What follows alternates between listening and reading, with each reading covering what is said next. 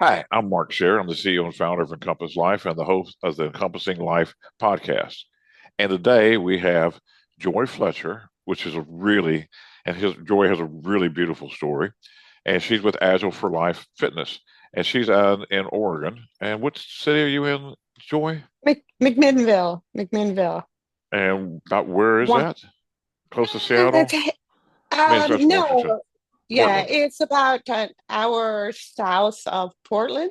Okay. So, yeah, and about 35 minutes from Salem. So, Gotcha.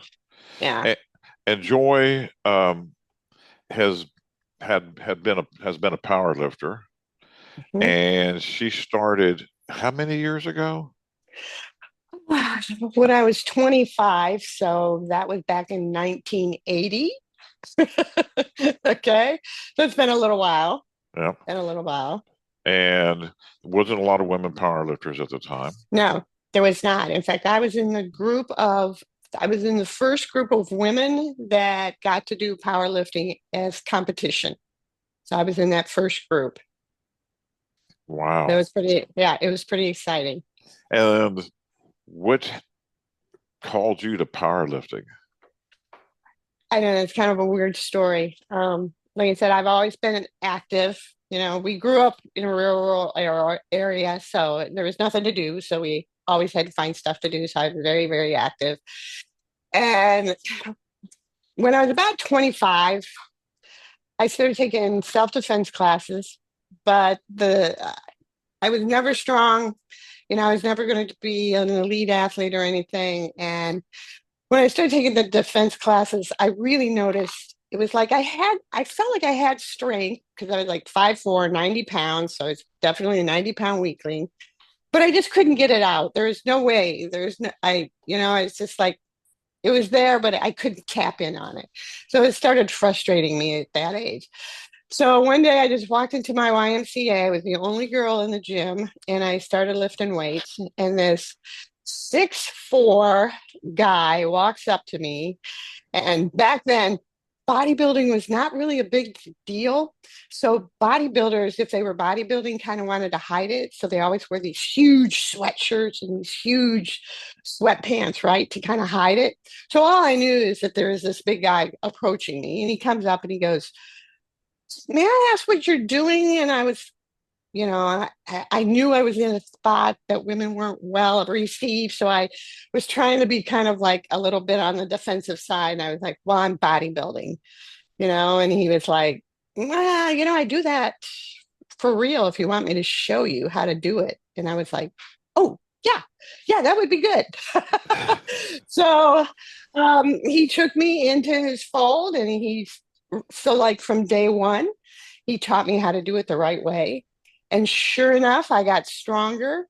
Absolutely loved it. It totally changed my whole everything. I mean, my confidence, my ability. I looked at the world differently because I found what I was looking for, right? I had that interior strength, but I just couldn't reach it. And now I had it. And so I started bodybuilding, and I was getting ready to do a bodybuilding competition. And I was like, I really can't diet down the way these other women are. It just wasn't happening. My legs were like, I'm not giving up my body fat. No way. It's not coming off. So I was like, okay, we're not going to do that. But in the meantime, I was hanging out now with a bunch of different guys, and they were saying, God, you are kind of strong for your size. You should power lift. I was like, okay, but I don't know how to power lift. So we'll show you how to power lift. So it's like, okay, cool. So then I even got stronger. I mean, ridiculously stronger. And I just instantly fell in love with it. And then when they came in and they said, and at the time I was lifting with Black's Health World, and they were billed as a strongest powerlifting team in the world. And they said, hey, they're just opening up competitions for women. You ought to train and come with the team. So sure enough, a couple of other women in the gym and I started training, and we went to the first women's powerlifting competition and just loved it. What year was that? Uh, that was probably in the early 90s or late 80s by that time. So yeah, but God, yeah, it was amazing. I thought women's powerlifting was right. I didn't realize that was the first time we had that women's Yeah, powerlifting was around. yeah. I The thought it was older. bodybuilders, Yeah. no, the bodybuilders, there had been women bodybuilders, so that had been open, but they weren't letting women power lift. Same with when I was in high school, right? Because I graduated in 1973, my last year of high school, they were like, "Hey, we've got a city team that's coming in, and they've got women running. If anybody wants to run in the races for this between the schools, come on and join." So I went and joined that. So yeah, I came up right at that time where women were just starting to, be allowed to, do things that weren't very feminine. Gotcha. So how did you, when you were competing in those early competitions, how did you do? Well, since no other women had any records, I set some of the records, right? Because I was the first one to set a record in my weight class, right? So that was kind of fun.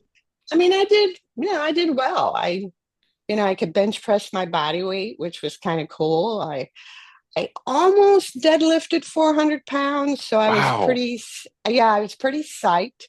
Yeah. I really wanted it, but I just couldn't get my hips to lock at the end. So, and I could do squats with 200 pounds on my back, so I felt pretty good. So yeah, it And was pretty what amazing. was your, what were you weighing in competition? What was your competition weight? So when I went in first, I trained at the 132-pound class, but actually I was a little bit underweight. So, it was kind of nice to I put on some muscle. So I actually got finally over 100 pounds. It was like,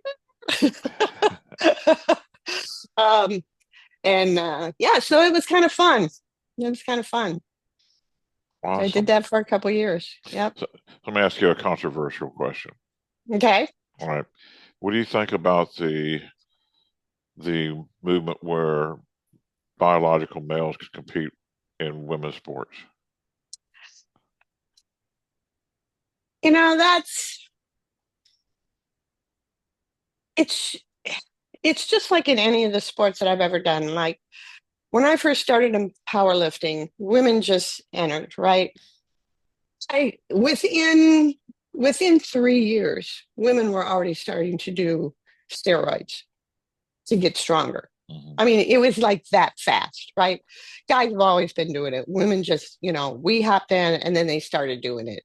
But my big deal was nutrition. And I'm like, nah, you guys, it's not really the way you want to go. So that was one of the reasons why I left, right? But in the meantime, they segregated things off and said, okay, look, if you want to be all natural, compete here. If you want to do steroids, compete here.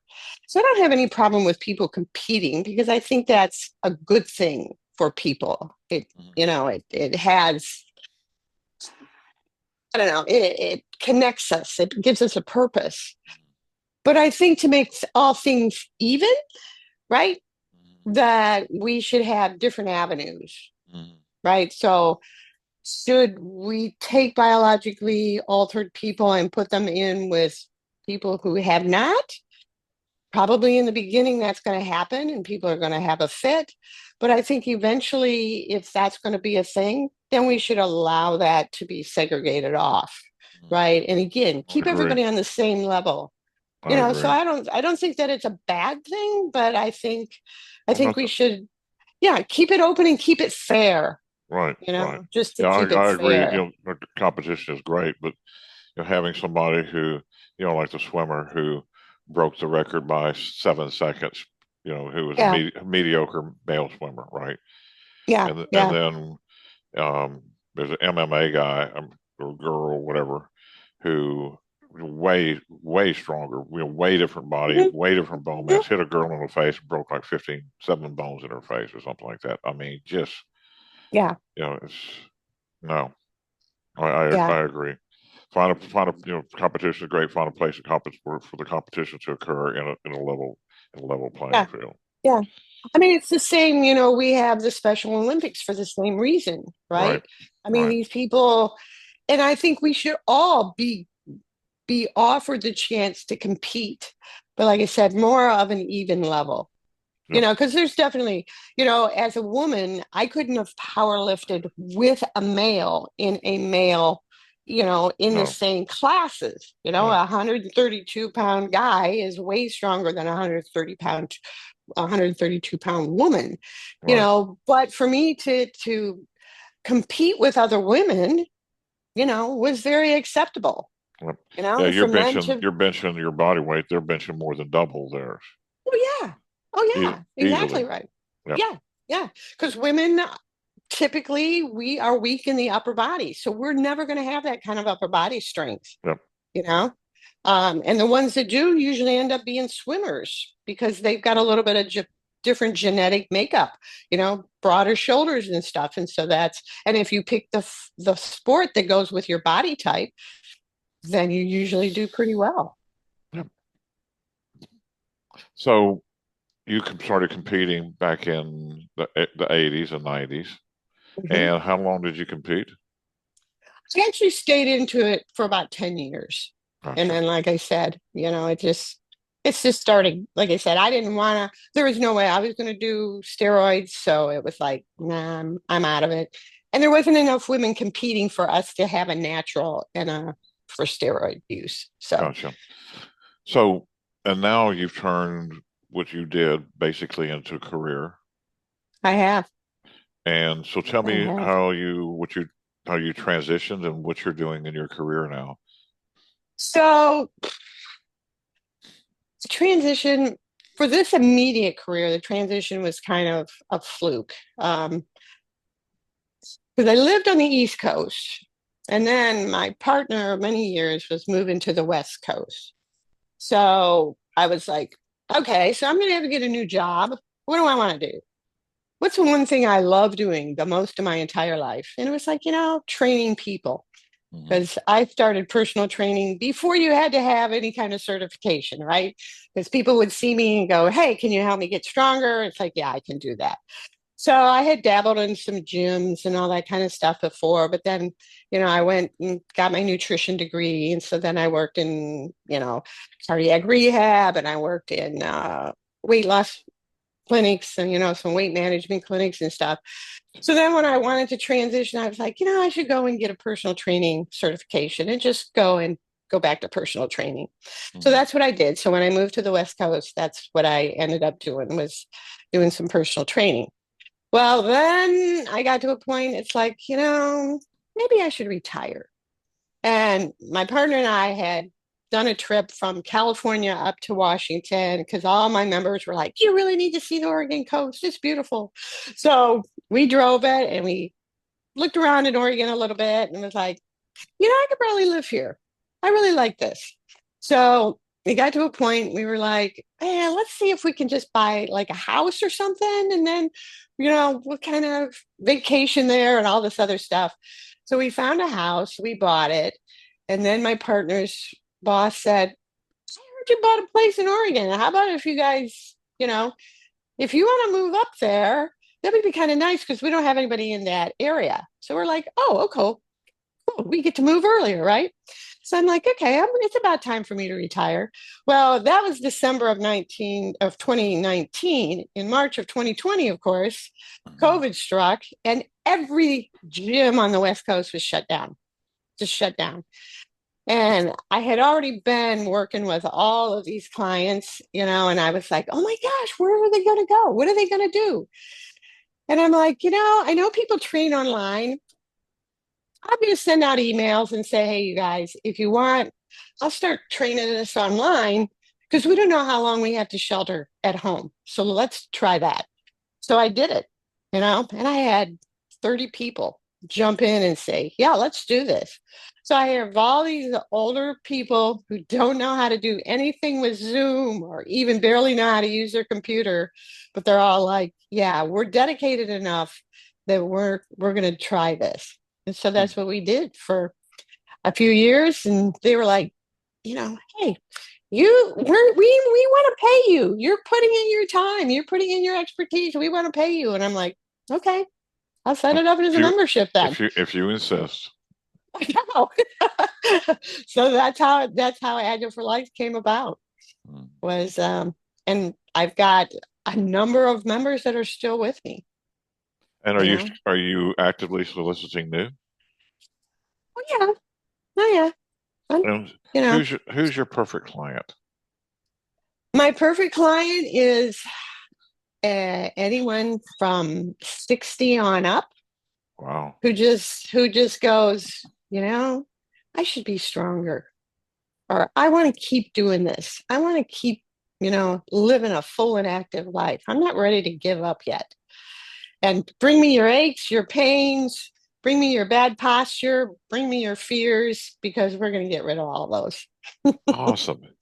Yeah, people go into retirement, right? And the word means, the word like retire means that you're already tired and you're going to make yourself more tired. Yep, So instead of going into retirement, it's time to refire your life. it really is. Yep. It really is. And so many people they live for this nirvana of retirement, and they sit down and start watching TV, and then 3 months later they're dead. Yeah, yeah, Nothing, nothing to engage them, nothing to and have that fire show up back in their life. Where's that passion? exactly, And a lot exactly. of them had lost that fire for a long time already in their Eh, life, yeah, and they thought that yeah, when they got to retirement that was going to be their beautiful time, yep, and there's nothing to live for, so the person checks out. yeah. Well, one of the problems I think is we used to tell people, well, at about 50, right? Things start slowing down. Well, what we've learned is really it happens at 30, at the age of 30. Huh. So we start, yeah. So now we start losing muscle mass, 4 to 6 pounds of muscle mass every decade from the age of 30. So this is some of the new research that they've done, that at age 30, we make a big life jump internally. And Uh-huh. at age 60, we make the second big life jump. They didn't do any research past age 60. So we don't know whether it's at 70 or at 80, whether we make another jump or not. But yeah, so that's been, I think, one of the big problems, because everybody was like, well, if it doesn't happen till 50, I've got time, right? But Mm-hmm. when you're 30 and you go, whoa, I just took a big life jump. If I don't do something now, when I Mm-hmm. get to be 60, I'm not going to have the energy. I'm not going to have the muscle mass. I'm not going to have the get up and go, the desire to do Mm-hmm. anything, Mm-hmm. Interesting. because I've already wasted 30 years Gotcha. of, right? So, so yeah. So I'm, I like to remind people, yeah, at age 30, you took a big life jump. Let's boost that back up. yeah, I worked with like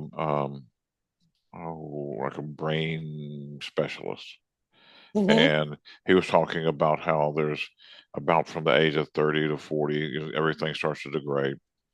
Well, I found that that's kind of, well, it depends on the person for sure. Yeah, it does. And that my, I'm actually speeding up at age 66 Hmm. because I have passion for what I do. Exactly. And even my body is I had an accident a number of years ago where I couldn't walk, and Ooh. um, I had some pretty severe injuries, a lot Hmm. of back stuff, shoulder stuff, torn rotators, ruptured disc. So it was, I mean, I couldn't even crawl on all fours. It was so bad. I had to crawl on my Yeah. belly. Yeah. And as I began to heal and reverse that, I mean, I worked out and my body was out of alignment. So when I started putting muscle back on, I mean, I was stronger up to a point, and then everything went to hell again because Yeah. I didn't have the plumb foundation to build on. Right. So the house fell down. So I've been going back through and getting my body back in alignment, getting everything structurally sound. And as I'm doing that, I'm starting to doing more things now, and my body's starting to respond, and the muscle is starting to wake up again. Yep. So, the muscle memory I had when I was, I 30 or 20, probably my mid 20s, and 210 and benching 400. Oh, So even that strength is starting to reemerge. Like I remember the strength, yeah. Yeah. and it was nice to see it starting to come back as well. Yeah. And Yeah. so far as my wit and my playfulness and all that stuff, it's way more now at age 66 than it was at 40, because I had so much worry about what other people thought, and all that stuff. But I was sharing with you, we just did a class with a guy who came in with Alzheimer's and was having Yeah. some pretty severe cognitive issues. And within 20 minutes, his shaking stopped, and his cognitive issues had greatly improved as well. Yeah. So, it's Yeah. amazing. It's really amazing what a new outlook on life can do for somebody. It does. It does. And, that's one of the things that I mean, I just turned 70 on Monday. So, Congratulations. Happy birthday. and thank you. You're welcome. Um, and everybody, You look I great. train, thank you. Thank you. I train a couple of 40-year-olds because they were really good friends of mine. And I said, you guys are not sitting around during COVID. You are going to work out, right? So they're so funny because they're always like, if I can be as strong as you at your age, I'll be doing pretty good. Well, what are you You're lifting just now? What are you lifting now? so I don't really power lift anymore. But let's put it this way: I can still do push-ups. I can still do planks. I can still do, you know, I can still move my body weight without any problem. Uh, so yeah, so I'm good. Are you And still lifting? Are you still lifting weights, or doing mostly body resistance? so we do so I do circuit classes, so I do some hand weights. We just started really focusing though on isometrics Mm-hmm. because I like you, I'm working with a guy who really focuses on neuroscience and how it helps our overall movement. Right. So I've been really delving into that. So one of the new things is I just took his class on isometrics. So I've been really focusing on isometrics, but its potential for muscle growth and strength growth, Yep. especially for people who have limited mobility or more aches and pains, is just it'll Yeah. blow Yeah. you Yeah. away. Yeah, Yep. it'll blow you away. Yep. The So I brain starts telling the body, yes, you can, and yep, the person begins to believe, yeah. Yep. yep, yep, yep. So and I mean there's a potential for muscle strength to increase up to 80%. And that's just mind blowing. Yep. And that's probably not going to be one of the people that are already fairly strong, but if you bring somebody in who's had to lay off, for a while because of an illness or because of some kind of injury, Mm-hmm. and you start working isometrics with them, they have the potential to increase their strength by 80%. And that's just, that's fall off your seat, amazing Yep. type stuff. Yes, ma'am. So, so yeah, so that's one of the things that I've been really focusing on. Awesome. You, I mean, your personality is just, let me say, adorable. Thank you. You're welcome. And fun, big grin. I can tell you know what you're doing. You're doing it by your own experience as well. You're walking Yeah, the walk. You're not just talking about it. You're actually yeah, doing it, which is right. the you know that's the beauty of that. You got to be able to do it yourself, so you can show other people Yeah, what you're doing. Not yeah, just I read this in a book and here's what you do, or here's what yeah, or here's what I did 30 years ago. And here's what I'm doing today. Here's what I'm continuously doing. Here's what I found out at living this lifestyle for whatever it is. You said 40, almost 40 years now, huh? yep, Yeah, yep, awesome. yep. So, how do people get in touch with you? So it's really easy. They can just send me an email at joy at agile four, being the number four, life You broke up fitness. just a little bit there. Could you Oh, repeat that one more time? yep. So they can contact me at Joy, Joi, at Agile 4 with the number 4, lifefitness.com. So that's the easiest way.